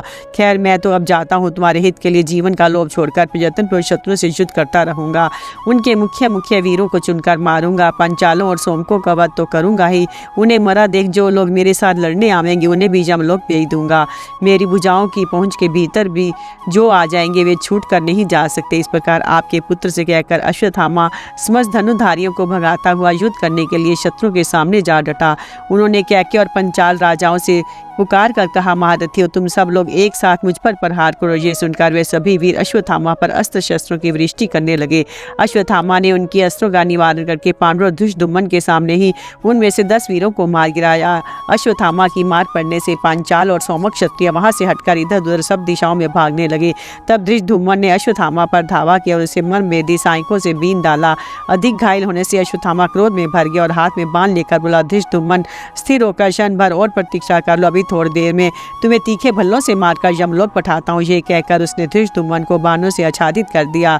तब पंचाल राजकुमार ने अश्वत्थामा को डांट कर कहा, अरे ब्राह्मण, क्या तू मेरी प्रतिज्ञा तथा मेरे उत्पन्न होने का प्रयोजन नहीं जानता? आज रात में सवेरा होने से पहले ही तेरे पिता को मारकर फिर तेरा वध करूंगा। जो ब्राह्मण ब्राह्मणोचित विधि का त्याग करके क्षत्रिय धर्म में तत्पर रहता है वह सब लोगों का वध्य है। धृष्टद्युम्न के कहे हुए इस कठोर वचन को सुनकर अश्वत्थामा प्रचंड कोप से जल उठा। खड़ा रह, ऐसा कहते उसने बाणों की वर्षा से उसे ढक दिया। उधर से धृष्टद्युम्न भी अश्वत्थामा पर नाना प्रकार के बाणों का प्रहार करने लगा। उन दोनों की बाण वर्षा से आकाश और दिशाएं भर गई, घोर अंधकार छा गया, अतः वे एक दूसरे की दृष्टि से ओझल होकर ही लड़ने लगे। दोनों के ही युद्ध का ढंग बड़ा अद्भुत तथा सुंदर था, दोनों की फुर्ती देखने ही योग्य थी। उस समय रणभूमि में खड़े हुए हजारों योद्धा उन दोनों की प्रशंसा कर रहे थे। उस युद्ध में अश्वत्थामा ने धृष्टद्युम्न के धनुष, ध्वजा तथा छत्र काट डाले और पार्श्व रक्षक, सारथी तथा चारों घोड़ों को भी मार गिराया। इसके बाद अपने तीखे बाणों से मारकर उसने सैकड़ों और हजारों पंचालों को भगा दिया। उसके इस पराक्रम को देखकर पांडव सेना व्यथित हो उठी। उसने 100 बाणों से 100 पंचालों को नाश करके 3 तीखे बाण छोड़कर 3 श्रेष्ठ महारथियों के प्राण ले लिए। फिर धृष्टद्युम्न और अर्जुन के देखते देखते वहां खड़े हुए बहुसंख्यक पंचालों का संहार कर डाला। उनके रथ और ध्वजाएं चूर चूर हो गई। अब तो सृंजे और पंचालों में भगदड़ मच गई। इस प्रकार महारथी अश्वत्थामा संग्राम में शत्रुओं को जीतकर बड़े जोर से गर्जना करने लगा। उस समय कौरवों ने उसकी खूब प्रशंसा की। कौरव सेना का संहार, सोमदत्त का वध, युधिष्ठिर का पराक्रम और दोनों सेनाओं में दीपक का प्रकाश। संजय कहते हैं, तदंतर पांडुनंद, युधिष्ठिर और भीमसेन ने अश्वत्थामा को घेर लिया। इतने ही में राजा दुर्योधन द्रोणाचार्य के साथ पांडवों पर चढ़ आया। फिर उसने भयंकर युद्ध होने लगा। उस समय भीमसेन ने कुपित होकर अम्बष्ट, मालवा, बंगाल, शिवी तथा त्रिगर्त देश के वीरों को यमलोक भेज दिया। फिर अभिशा शूरसेन तथा अन्य रणोन्मत्त शत्रुओं का वध करके उनके खून से पृथ्वी को भिगोकर कीचड़ में ही कर दिया। दूसरी ओर से अर्जुन ने भी मद्र, मालवा तथा पर्वतीय प्रदेश के योद्धाओं को अपने तीक्ष्ण बाणों से मौत के घाट उतारा। इधर द्रोणाचार्य भी क्रोध में भयंकर भरकर वाव्य अस्त्र से पांडु योद्धाओं का संहार करने लगे। उनकी मार से पीड़ित होकर पंचाल वीर अर्जुन और भीम के सामने ही भागने लगे। ये देख वे दोनों भाई सहसा द्रोण पर चढ़ आए। अर्जुन दक्षिण बगल में थे और भीमसेन उत्तर में। दोनों ही आचार्य द्रोण पर बड़ी भारी बाण वर्षा करने लगे। ये देखकर संजय, पंचाल, मत्स्य और सौमक क्षत्रिय उन दोनों की सहायता में आ पहुंचे। इसी प्रकार आपके पुत्र के महारथी योद्धा भी बहुत बड़ी सेना के साथ द्रोणाचार्य के रथ के पास आ गए। कौरव सेना पर पुनः अर्जुन की मार पड़ने लगी। एक तो अंधेरे के कारण कुछ सूझता नहीं था, दूसरे नींद से सब लोग व्याकुल थे। इस कारण आपकी सेना का भयंकर संहार हो रहा था। बहुत से राजा लोग अपने वाहनों को वहीं छोड़ भयभीत होकर चारों ओर भागे। दूसरी ओर जब सात्याकी ने देखी सोमदत्त अपना महान धनुष टंकार आए तो उसने सारथी से कहा, सूत मुझे सोमदत्त के पास ले चल। अपने बलवान शत्रु सोमदत्त को मारे बिना मैं युद्ध से नहीं लौटूंगा। ये सुनकर सारथी ने घोड़े बढ़ाकर सात्याकी को सोमदत्त के पास पहुंचा दिया। उसे आते देख सोमदत्त भी उसका सामना करने के लिए आगे बढ़ा। उन्होंने सात्याकी की छाती में 60 बाण मारकर उसे घायल कर दिया। फिर सात्याकी ने भी तीक्ष्ण साइकों से सोमदत्त को बीन डाला। दोनों के बाणों से शत विक्षत एवं लहूलुहान हो खिले हुए टेसु के वृक्ष के समान शोभा पाने लगे। इतने ही में महारथी सोमदत्त ने अर्धचंद्राकार बाण मारकर सात्याकी के महान धनुष को काट दिया। फिर उसे 25 बाणों से घायल करके शीघ्रतापूर्वक 10 बाण और मारे। तब तक सात्याकी ने दूसरा धनुष लेकर तुरंत ही सोमदत्त को 5 बाणों से बीन डाला। फिर उसने मुस्कुराते हुए एक भल मारकर उसकी सेना की ध्वजा काट दी। तब सोमदत्त ने पुनः सात्याकी को 25 बाण मारे से सात्याकी कुपित हो उठा। उसने एक तीखे शुरपु से सोमदत्त का धनुष काट डाला। महारथी सोमदत्त ने भी दूसरा धनुष लेकर साइकों की वर्षा से सात्याकी को आच्छादित कर दिया। तब सात्याकी की ओर से भीमसेन ने भी सोमदत्त पर 10 बाणों का प्रहार किया और सोमदत्त ने भी भीम को तीखे बाणों से घायल किया। इसके बाद भीमसेन ने सोमदत्त की छाती में एक प्रथी का वार किया, किंतु सोमदत्त ने हंसते उसके 2 टुकड़े कर डाले। तदंतर सात्याकी ने 4 बाण मारकर उनके चारों घोड़ों को प्रेतराज के समीप भेज दिया। फिर एक भल से सारथी का सिर धड़ से अलग कर दिया। इसके पश्चात सात्याकी ने प्रज्वलित अग्नि के समान एक भयंकर बाण छोड़ा। वह सोमदत्त की छाती में धंस गया और वे रथ से गिर कर मर गए। सोमदत्त को मारा गया देख कौरव महारथी बाणों की बौछार करते हुए सात्याकी पर टूट पड़े। ये देखकर राजा युधिष्ठिर तथा अन्य पांडव प्रभद्रक वीरों के साथ बहुत बड़ी सेना लिए द्रोणाचार्य के सैन्य की ओर बढ़ आए। उन्होंने आचार्य के देखते देखते साइकों की मार से आपकी सेना को भगा दिया। ये देख आचार्य क्रोध से लाल आंखें किए युधिष्ठिर पर टूट पड़े। उनकी छाती पर उन्होंने 7 बाण मारे। तब युधिष्ठिर ने भी 5 बाणों से द्रोणाचार्य को बीन डाला। इसके बाद आचार्य ने युधिष्ठिर की ध्वजा और धनुष को काट दिया। युधिष्ठिर ने दूसरा धनुष हाथ में ले लिया। घोड़े, सारथी, ध्वजा एवं रथ सहित आचार्य द्रोण पर लगातार 1000 बाणों की वर्षा की। ये एक अद्भुत बात हुई। उनके बाणों से आघात से पीड़ित एवं व्यथित होकर आचार्य 2 घड़ी तक रथ की बैठक में मूर्छित भाव से पड़े रहे। फिर जब होश हुआ तो बड़े क्रोध में आकर उन्होंने युधिष्ठिर पर वाव्य अस्त्र का प्रयोग किया, किंतु युधिष्ठिर इससे तनिक भी विचलित नहीं हुए। उन्होंने अपने अस्त्र से आचार्य के अस्त्र को शांत कर दिया और फिर उनके धनुष को भी काट डाला। द्रोण ने दूसरा धनुष उठाया, किंतु युधिष्ठिर ने एक तीक्ष्ण भल मारकर उसे भी काट दिया। इसी बीच में भगवान श्री कृष्ण ने युधिष्ठिर से कहा, महाबाहो, मैं आपसे जो कुछ कहता हूँ सुनिए। द्रोणाचार्य से युद्ध ना कीजिए। वे युद्ध में सदा आपको पकड़ने का उद्योग करते हैं, अतः उनके साथ आपका युद्ध होना मैं उचित नहीं समझता। जो इनका नाश करने के लिए ही उत्पन्न हुआ है वह धृष्टद्युम्न ही इनका वध करेगा। आप गुरु से युद्ध करना छोड़ जहाँ राजा दुर्योधन है वहाँ जाइए। राजा को राजा के साथ ही लड़ाई करनी चाहिए। अतः आप हाथी, घोड़े, रथ की सेना लेकर वहाँ ही जाइए जहाँ मेरी सहायता से भीमसेन और अर्जुन कौरवों से युद्ध कर रहे हैं। भगवान की बात सुनकर धर्मराज ने थोड़ी देर तक मन ही मन विचार किया।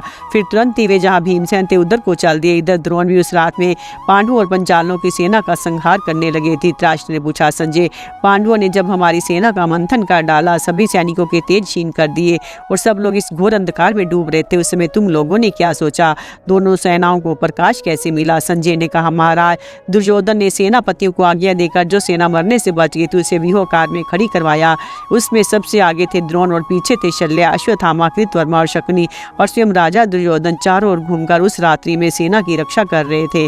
उसने पैदल सैनिकों को आज्ञा दी कि तुम लोग हथियार रख दो और अपने हाथों में जलती हुई मशालें उठा लो। सैनिकों ने प्रसन्नतापूर्वक इस आज्ञा का पालन किया। कौरवों ने प्रत्येक रथ के पास 5, हर एक हाथी के पास पास 3 और एक एक घोड़े के पास एक प्रदीप रखा।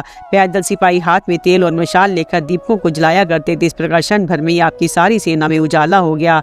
हमारी सेना को इस प्रकार दीपकों के प्रकाश से जगमगाते देख पांडवों ने भी अपने पैदल सैनिकों को तुरंत ही दीप जलाने की आज्ञा दी। उन्होंने प्रत्येक रथ के आगे 10-10 और प्रत्येक हाथी के सामने 7-7 दीपकों का प्रबंध किया।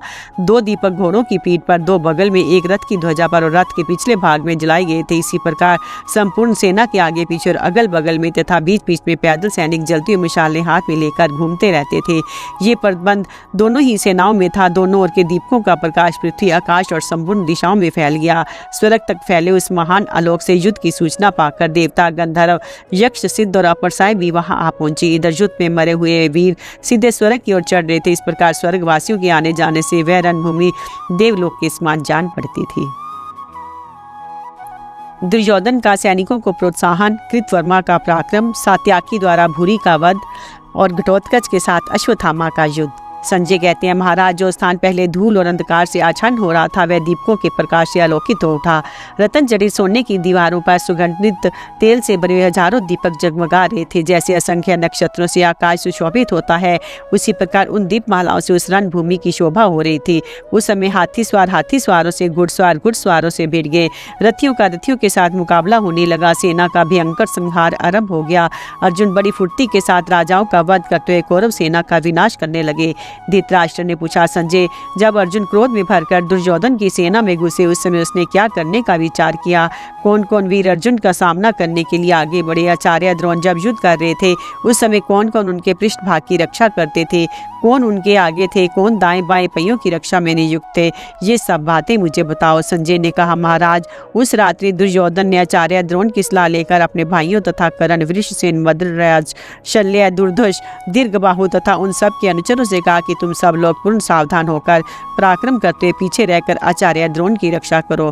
कृतवर्मा दक्षिण पहिए की और शल्य उत्तर वाले पहिए की रक्षा करे। इसके बाद त्रिगर्त देश के महारथी वीरों में से जो मरने से बचे हुए थे उन सबको आपके पुत्र ने आचार्य के आगे रहने की आज्ञा दी और कहा, वीरों, आचार्य द्रोण बड़ी सावधानी के साथ युद्ध कर रहे हैं। पांडव भी बड़ी तत्परता के साथ उनका सामना करते हैं।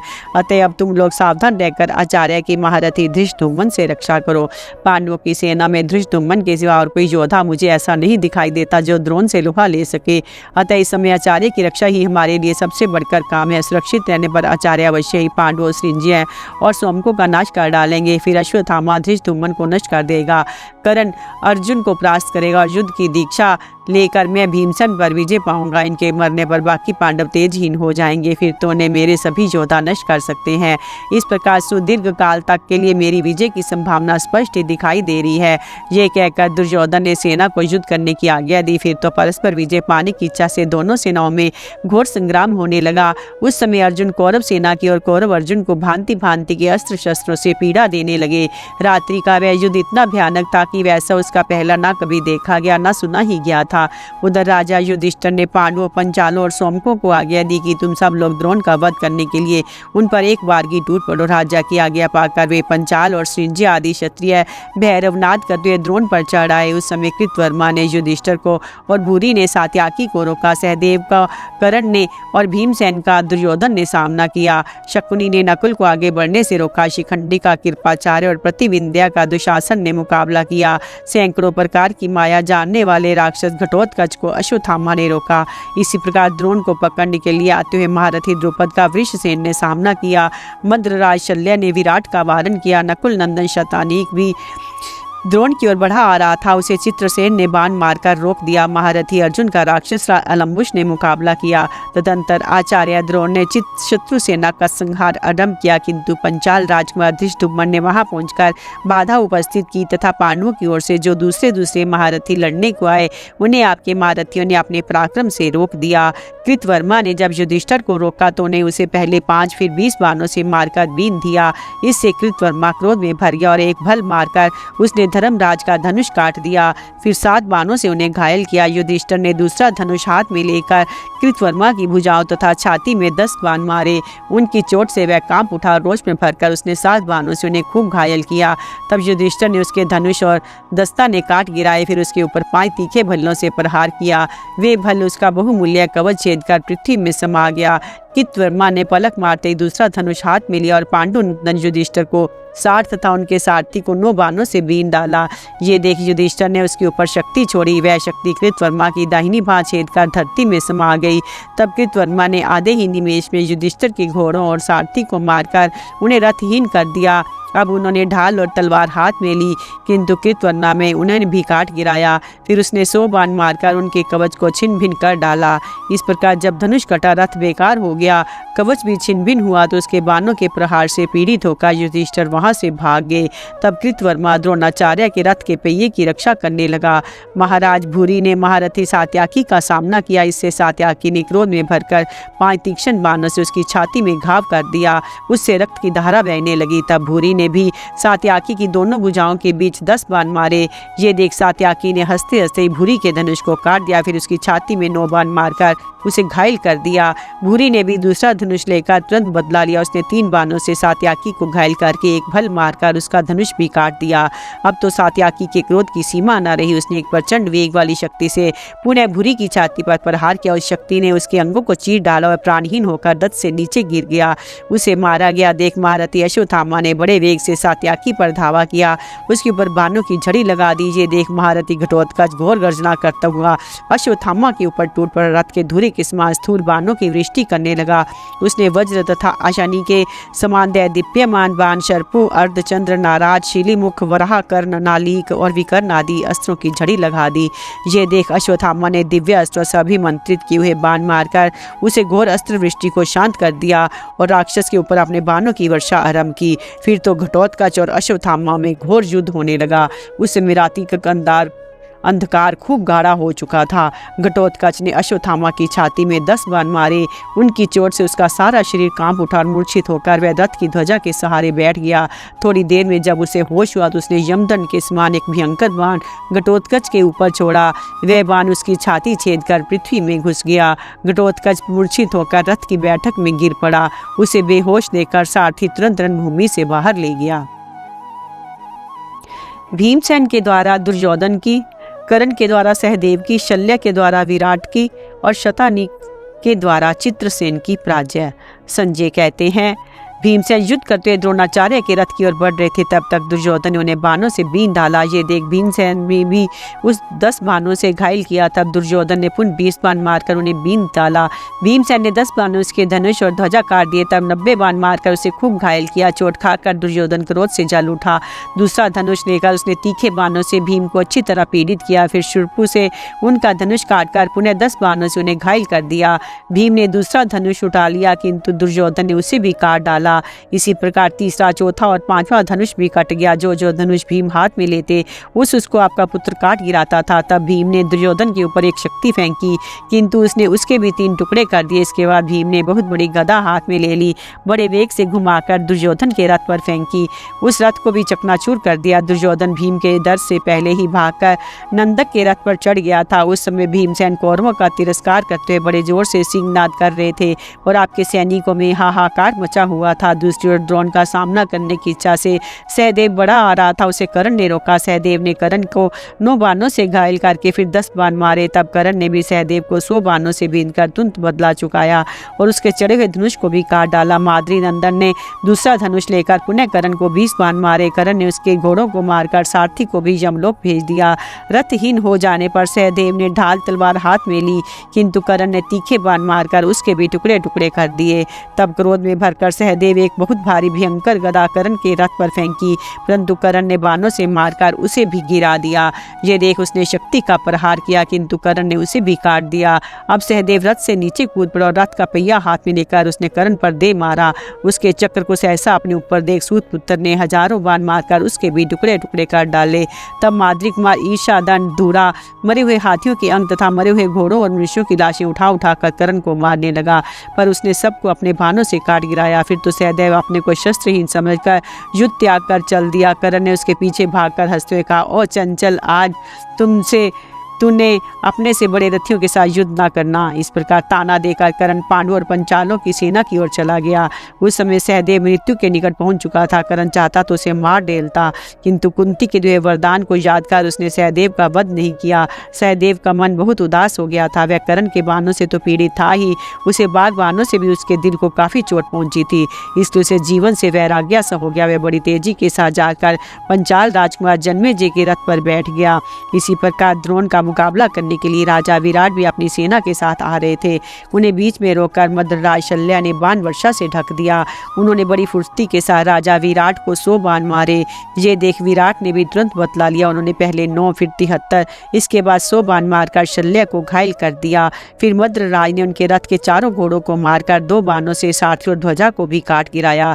तब राजा विराट रथ से कूद पड़े और धनुष चढ़ाकर तीखे बाणों की वर्षा करने लगे। अपने भाई को रथहीन देख शतानीक रथ लेकर उनकी सहायता में आ पहुंचा। उसे आते देख मद्रराज ने बहुत से बाण मारकर यमलोक में पहुंचा दिया। अपने वीर बंधु के मारे जाने पर महारथी विराट तुरंत ही उसके रथ में बैठ के और क्रोध से आंखें फाड़कर ऐसी बाण वर्षा करने लगे जिससे शल्य का रथ आच्छादित हो गया। तब मद्रराज ने सेनापति विराट की छाती में बड़े जोर से बाण मारा।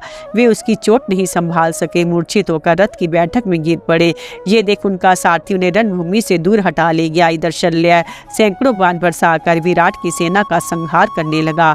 इससे वह वाहिनी उस रात्रि काल में भागने लगी। उसे भागते देख भगवान श्री कृष्ण और अर्जुन जहाँ राजा शल्य थे उधर ही चल पड़े, किंतु राक्षस अलम्बुश ने वहां पहुंचकर उन्हें बीच में ही रोक लिया। ये देख अर्जुन ने 4 तीखे बाण मारकर उसे बीन डाला। तब अलम्बुश भयभीत होकर भाग गया। उसे परास्त कर अर्जुन तुरंत द्रोण के निकट पहुंचे और पैदल हाथी सवार तथा घुड़सवारों पर बाण समूह की वृष्टि करने लगे। उनकी मार से कौरव सैनिक आंधी में उखाड़े हुए वृक्ष की भांति धाराशायी होने लगे। महाराज अर्जुन ने जब इस प्रकार संहार आरंभ किया तो आपके पुत्र की संपूर्ण सेना में भगदड़ मच गई। एक ओर से नकुल पुत्र शतानीक अपनी श्री अग्नि से कौरव सेना को भस्म करता हुआ आ रहा था। उसे आपके पुत्र चित्रसेन ने रोका। शतानीक ने चित्रसेन को 5 बाण मारे। चित्रसेन ने भी शतानीक को 10 बाण मारकर बदला चुकाया। तब नकुल पुत्र ने चित्रसेन की छाती में अत्यंत तीखे 9 बाण मारकर उसके शीर का कवच काट गिराया। फिर अनेकों तीक्ष्ण साइकों से उसके रथ की ध्वजा और धनुष को भी काट डाला। चित्रसेन ने दूसरा धनुष हाथ में लेकर शतानीक को 9 बाण मारे। महाबली शतानीक ने भी उसके चारों घोड़ों और सारथी को मार डाला। फिर एक अर्धचंद्राकार बाण मार उसे रतन मंडित धनुष को भी काट दिया। धनुष कट गया, घोड़े और सारथी मारे गए। इससे रथ चित्रसेन तुरंत भागकर कृतवर्मा के रथ पर जा चढ़ा। द्रुपद, वृषसेन, प्रतिवंध्य, दुशासन, नकुल, शकुनी, शिखंडी, कृपाचार्य का युद्ध तथा धृष्टद्युम्न, सात्याकी एवं अर्जुन का पराक्रम।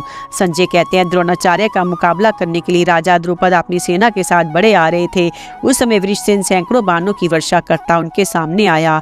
यह देख द्रुपद ने कर्ण नंदन की भुजाओं और छाती में 60 बाण मारे। वृषसेन क्रोध में भर गया और उसने रथ पर बैठे हुए राजा द्रुपद की छाती में अनेकों तीखे बाण मारे। इस प्रकार दोनों ने दोनों के शीर में घाव कर दिए थे। दोनों के ही अंगों में बाण धसे दिखाई देते थे। दोनों खून से लथपथ हो रहे थे। इसी बीच में राजा द्रुपद ने एक भल मारकर वृषसेन के धनुष को काट दिया। वृषसेन ने दूसरा सुदृढ़ धनुष हाथ में लिया और उस पर संधान करके द्रुपद की ओर लक्ष्य करके एक भल छोड़ा। वह भल द्रुपद की छाती छेदकर पृथ्वी में समा गया। उससे आहत हुए राजा को मूर्छा आ गई। ये देख सारथी अपने कर्तव्य का विचार करके उन्हें वहां से दूर हटा ले गया। फिर तो उस भयंकर रात्रि में द्रुपद की सेना रणभूमि से भाग चली। वृषसेन के डर से सौम्यक क्षत्रिय भी वहां नहीं ठहर सके। प्रतापी वृषसेन सौम्यों के अनेकों शूरवीर महारथियों को परास्त करके तुरंत ही राजा युधिष्ठिर के पास पहुंचा। दूसरी ओर प्रतिविंध्य क्रोध में भरकर कौरव सेना को दग्ध कर रहा था। उसका सामना करने को आपका पुत्र महारथी दुशासन पहुंचा। उसने प्रतिविंध्य के ललाट में 3 बाण मारकर उसे अच्छी तरह घायल किया। प्रतिविंध्य ने पहले 9 बाण मारकर फिर 7 बाणों से दुशासन को बीन डाला। तब दुशासन ने अपने उग्र साइकों से प्रतिविंध्य के घोड़ों को मारकर एक भल से उसके सारथी को भी यमलोक पहुंचाया। इसके बाद उसके रथ के भी टुकड़े टुकड़े कर दिए। फिर एक शुर्प से उसका धनुष भी काट डाला। प्रतिविंध्य सुत सोम के रथ पर जा बैठा और हाथ में धनुष ले आपके पुत्रों को बाणों से बीनने लगा। तदंतर आपके योद्धा बड़ी भारी सेना के साथ आकर आपके पुत्र को सब ओर से घेर कर युद्ध करने लगे। उस समय दोनों सेनाओं में महान संहारकारी युद्ध हुआ। इसी प्रकार एक और नकुल भी आपकी सेना का संहार कर रहा था। उसका सामना करने के लिए क्रोध में भरा हुआ शकुनी जा पहुंचा। वे दोनों ही आपस में वैर रखते थे और दोनों शूर शूरवीर थे। दोनों ही एक दूसरे से वध की इच्छा से परस्पर बाणों का आघात करने लगे। जैसे नकुल बाणों की झड़ी लगा रहा था, उसी प्रकार शकुनी भी शरीर में बाण धसे होने के कारण वे दोनों कंटीले वृक्षों के समान दिखाई देते थे। इतने ही में शकुनी ने नकुल की छाती में एक करनी नामक बाण मारा। उसकी करारी चोट से नकुल को मूर्छा आ गई और वह रथ के पिछले भाग में बैठ गया। फिर होश में आने पर उसने शकुनी को 60 बाण मारे। इसके बाद उसकी छाती में 100 नराचों का प्रहार किया। उसके बाण चढ़ा हुए धनुष को भी बीच में ही काट डाला।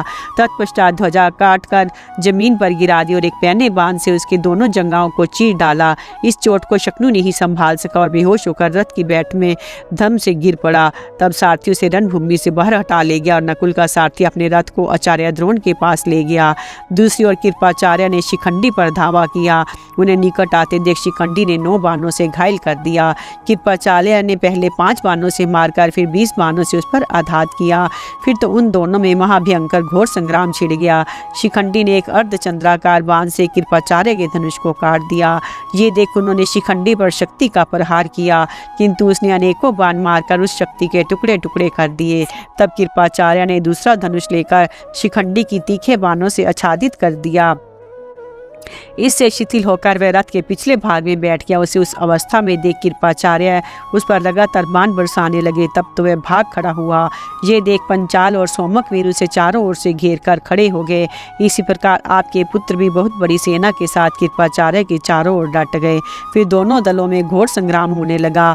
उस समय कोई अपने को भी नहीं पहचान पाते थे। मोहवश पिता पुत्र को और पुत्र पिता को मार रहे थे। मित्र मित्र के प्राण ले रहे थे। मामा भांजों पर और भांजे मामा पर प्रहार करते थे। दोनों ही पक्ष के लोग स्वजनों पर हाथ साफ कर रहे थे। रात्रि के उस भयंकर युद्ध में कोई नियम नहीं, कोई मर्यादा नहीं रह गई थी। वह भयंकर युद्ध चल ही रहा था कि धृष्टद्युम्न ने भी द्रोण पर आक्रमण किया। वह बारंबार धनुष टंकारता हुआ द्रोण की ओर बढ़ने लगा। उससे आते देख पांडव और पंचाल योद्धा उसके चारों ओर से घेर कर खड़े हो गए। उसे इस प्रकार सुरक्षित देखकर आपके पुत्र भी बड़ी सावधानी के साथ आचार्य की रक्षा करने लगे। इसी बीच में धृष्टद्युम्न ने द्रोण की छाती में 5 बाण मारकर सिंहनाद किया। तदंतर द्रोण का पक्ष ले कर्ण ने 10, अश्वत्थामा ने 5, स्वयं द्रोण ने 7, शल्य ने 10, दुशासन ने 3, दुर्योधन ने 20 और शकुनी ने 5 बाण मारकर धृष्टद्युम्न को बीन डाला। किंतु वह इससे तनिक भी विचलित नहीं हुआ। उसने उन 7 महारथियों को बाणों से घायल कर दिया। फिर द्रोण, अश्वत्थामा, कर्ण और आपके पुत्र को 3-3 बाणों से बींध डाला। तब उनमें से एक महारथी ने धृष्टद्युम्न को पुनः 5-5 बाण मारे। फिर द्रुमसेन ने कुपित होकर पहले 1 बाण से उसके बाद 3 सैनिकों से धृष्टद्युम्न को घायल किया। धृष्टद्युम्न ने भी उसे 3 बाण मारे। फिर एक भल से उसके सिर को धड़ से अलग कर दिया। तदंतर उसने उन महारथी योद्धाओं को भी बाणों से आहत किया। फिर भल मारकर कर्ण का धनुष काट दिया। कर्ण दूसरा धनुष लेकर धृष्टद्युम्न पर बाणों की वर्षा करने लगा। इस प्रकार कर्ण को क्रोध में भरा देख शेष 6 महारथियों ने धृष्टद्युम्न का वध करने की इच्छा से तुरंत ही उसे घेर लिया। इसी समय धृष्टद्युम्न को दुश्मनों के चंगुल में फंसा देख सात्याकी बाणों की झड़ी लगाता हुआ वहां आ पहुंचा। उस महान धनुर्धर को देखते ही कर्ण ने उस पर 10 बाण मारे। सात्याकी ने भी सब वीरों के देखते देखते कर्ण को 10 बाणों से बीन डाला।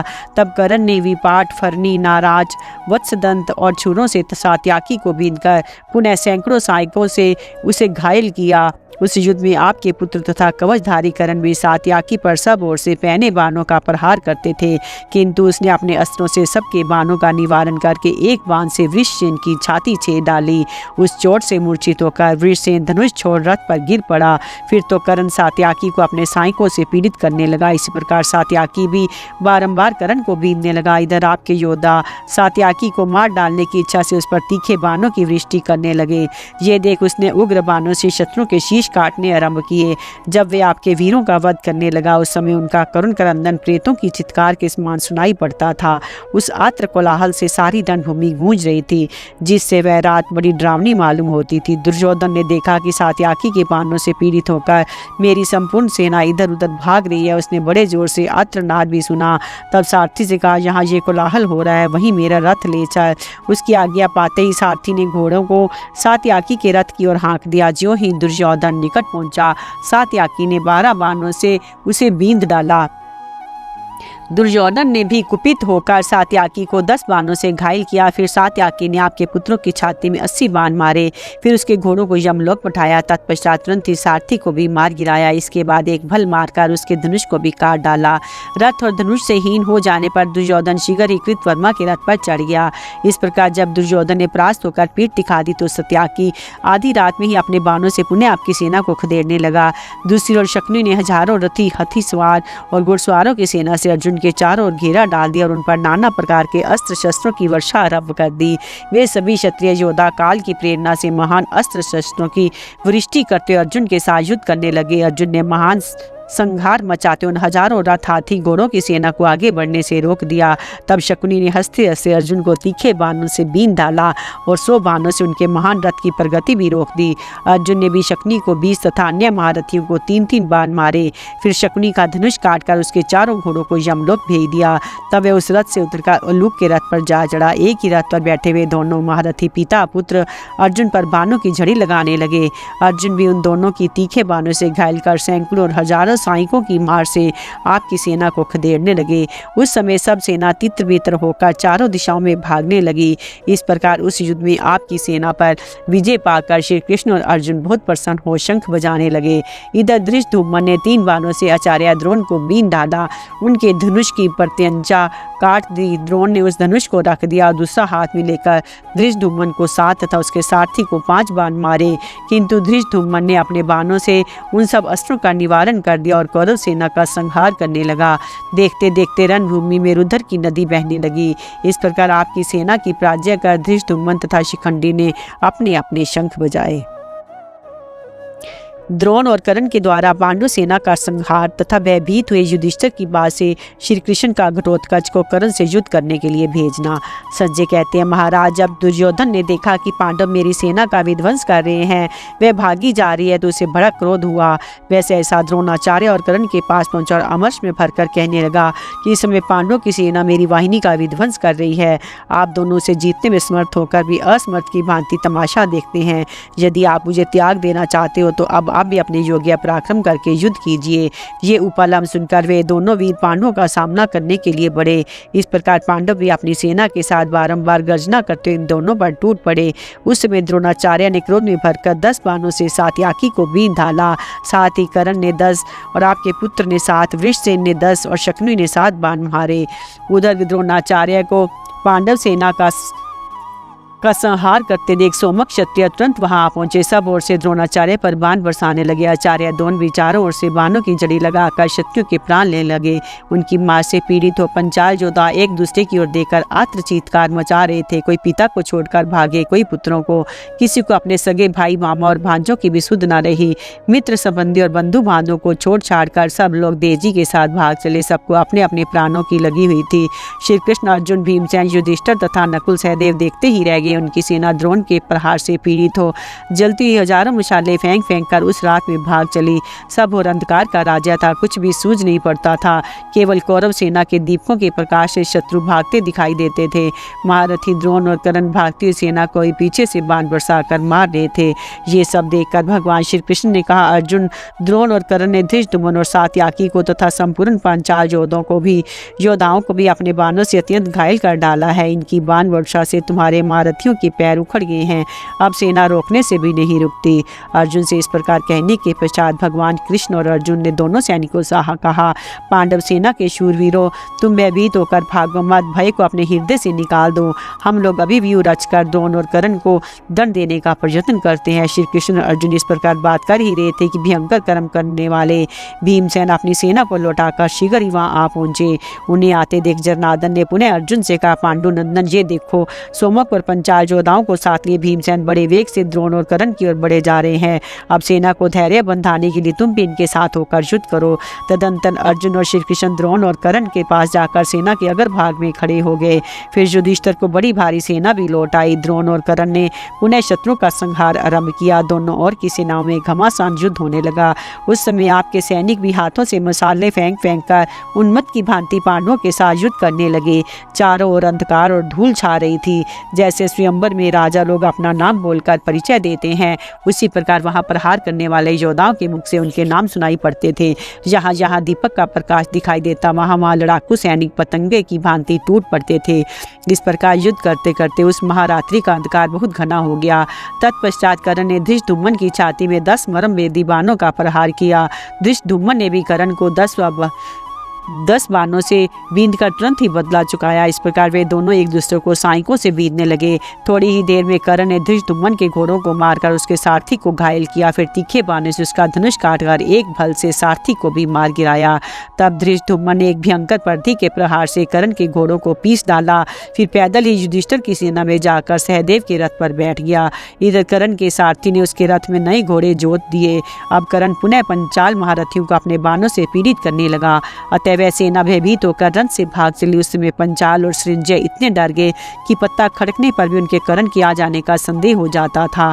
कर्ण उस भागती हुई सेना को पीछे से बाण मारकर खदेड़ रहा था। अपनी सेना को भागता देख राजा युधिष्ठिर भी पलायन करने का विचार करके अर्जुन से बोले, धनंजय, तुम्हें जिनके बंधु एवं सहायक उन हमारे सैनिकों की ये आर्तनाद निरंतर सुनाई दे रहा है। ये कर्ण के बाणों से पीड़ित हो रहे हैं। अब इस समय कर्ण का वध करने के संबंध में भी जो कुछ कर्तव्य हो उसे करो। ये सुनकर अर्जुन ने श्री कृष्ण ने कहा, मधुसूदन, आज राजा युधिष्ठिर और कर्ण का पराक्रम देखकर भयभीत हो गए हैं। एक और द्रोणाचार्य हमारे सैनिकों को आहत कर रहे हैं, दूसरी ओर कर्ण का त्रास छाया हुआ है, इसलिए भाग रहे हैं। उन्हें कहीं ठहरने को स्थान नहीं मिलता। मैं देखता हूँ कर्ण भागते योद्धाओं को भी मार रहा था। अब आप जहाँ कर्ण है वहीं चलिए। आज दो में से एक बात हो जाए, चाहे मैं उसे मार डालूँ या वह मुझे। भगवान श्री कृष्ण बोले, अर्जुन, तुमको और राक्षस घटोत्कच को छोड़कर दूसरा कोई ऐसा नहीं है जो कर्ण से लोहा ले सके, किंतु उसके साथ तुम्हारा युद्ध हो इसके लिए अभी समय नहीं आया है। कारण उसके पास इंद्र की दी हुई एक दैदीप्यमान शक्ति है जो उसने केवल तुम्हारे लिए रख छोड़ी है। मेरे विचार से इस समय महाबली घटोत्कच ही कर्ण का सामना करने जाए। उसके पास दिव्य, राक्ष और आसुर 3 प्रकार के अस्त्र हैं, अतः अवश्य इस संग्राम में कर्ण पर विजयी होगा। श्री कृष्ण से ऐसा कहने पर अर्जुन ने घटोत्कच को बुलवाया। वह कवच, धनुष, बाण और तलवार आदि से सुसज्जित होकर उनके सामने उपस्थित हुआ और श्री कृष्ण तथा अर्जुन को प्रणाम करके श्री कृष्ण की ओर देखते बोला कि मैं सेवा में उपस्थित हूँ, आज्ञा कीजिए, कौन सा काम करूँ। भगवान ने हंसकर कहा, बेटा घटोत्कच, मैं जो कहता हूँ सुनो। आज तुम्हारे पराक्रम दिखाने का समय आया है। ये काम दूसरे के लिए किया नहीं हो सकता, क्योंकि तुम्हारे पास कई प्रकार के अस्त्र हैं। राक्षसी माया तो है ही। हिडम्बा नंदन, देखते हो ना जैसे चरवाहा गौओं को हाँकता है, उसी प्रकार कर्ण आज पांडव सेना को खदेड़ रहा है। वह इस बल के प्रधान शत्रु को मारे डालता है। उसके बाणों से पीड़ित होकर हमारे सैनिक कहीं ठहर नहीं पाते, मैदान से भागे जाते। इस प्रकार कर्ण संहार से प्रवृत्त हुआ है। इसे रोकने वाला तुम्हारे सिवा दूसरा कोई और नहीं दिखाई देता। इस समय तुम्हारा बल असीम है और तुम्हारी माया दुस्तर, क्योंकि रात्रि समय राक्षसों का बल बहुत बढ़ जाता है। उनके पराक्रम की कोई सीमा नहीं रहती, शत्रु ने दबा नहीं सकते। इस आधी रात में तुम अपनी माया फैलाकर महान धनुर्धर कर्ण को मार डालो, फिर धृष्टद्युम्न आदि वीर द्रोण का भी वध कर डालेंगे।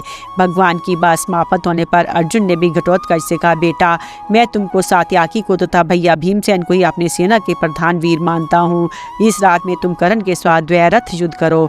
महारथी सात्याकी पीछे से तुम्हारी रक्षा करेंगे। सात्याकी की सहायता लेकर तुम शूरवीर कर्ण को मार डालो। घटोत्कच बोला, भारत, मैं अकेला ही कर्ण, द्रोण तथा अन्य क्षत्रिय वीरों के लिए काफी हूँ। आज रात में मैं सूत पुत्र के साथ ऐसा युद्ध करूंगा जिसकी चर्चा जब तक ये पृथ्वी रहेगी तब तक लोग करते रहेंगे। आज मैं राक्षस धर्म का आश्रय लेकर संपूर्ण कौरव सेना का संहार करूंगा, किसी को जीता नहीं छोड़ूंगा। ऐसा कहकर महाबाहु घटोत्कच तुम्हारी सेना को भयभीत करता हुआ कर्ण की ओर बढ़ा। कर्ण ने भी हंसते हंसते उसका सामना किया। फिर तो गर्जना करते हुए उन दोनों वीरों में घोर संग्राम छिड़ गया।